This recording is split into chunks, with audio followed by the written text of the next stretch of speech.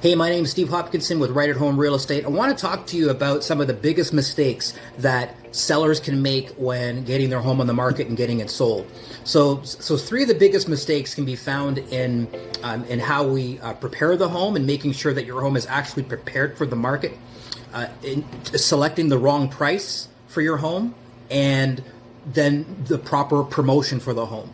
Now, all of these things essentially are a partnership between myself, and yourself. So I'm working as your realtor, you're working as the home seller. Of course, I'm doing all the legwork and bringing all the ideas and suggestions and the professionalism to the table that's going to get you the mass exposure that you want. But this essentially is a partnership where it's your home, you're intimate with the details, and can play a significant role in making sure that we're prepared for each showing to maximize the amount of dollars that you're going to be able to walk away from or walk away with. So when we talk about those three mistakes as it relates to preparing, pricing, and promotion, what I want to zero in on is pricing. One of the biggest mistakes that sellers can make is overpricing their home in the market. And what happens when you overprice your home?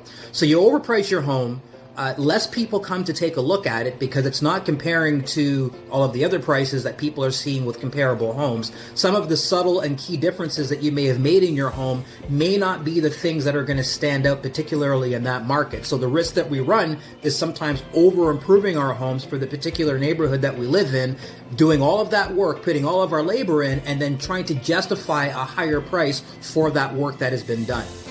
So we want to try to avoid all of that mess and focus on making sure that we have the right price point. Because when we overprice, we stay on the market for too long. And when we stay on the market for longer than other houses are taking to sell, nobody's going to know why. They're not going to know it's because of that one extra thing that you put your heart, mind, and soul in and got your hands real dirty on. And then the market is going to start to ask, well, what's wrong? What's going on with that property? See, for about the first 2 or 3 weeks that your home is on the market, there is a love affair between your home and all of the realtors that are on the market. They're excited. They see it going on the market, and they have buyers who have buyer fever who are on the internet all day and all night looking at the properties. And your property being overpriced keeps coming up, keeps coming up, keeps coming up. And after 2 or 3 weeks of searching and looking at different properties, people begin to wonder what's wrong with it? So now the property becomes stigmatized. So now you have two options at this point in time if you don't want to have to stay on the market for an additional 60 days. Either A, you drop the price down so low that everybody comes in now and wants to take advantage of it, and if you feel like you've taken a great loss, or you can drop it very slowly, incrementally, in which case now what you are doing is you are chasing the market.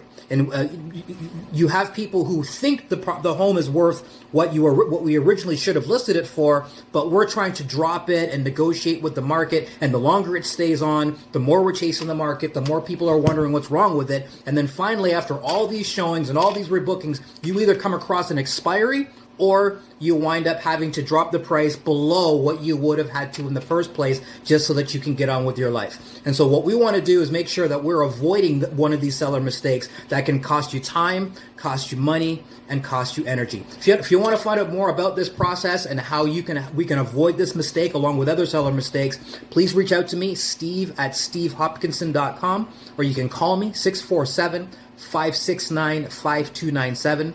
647-569-5297, or hit me up on Facebook, startu.ca, startu.ca, and that'll take you directly into my Facebook feed and you can direct message me.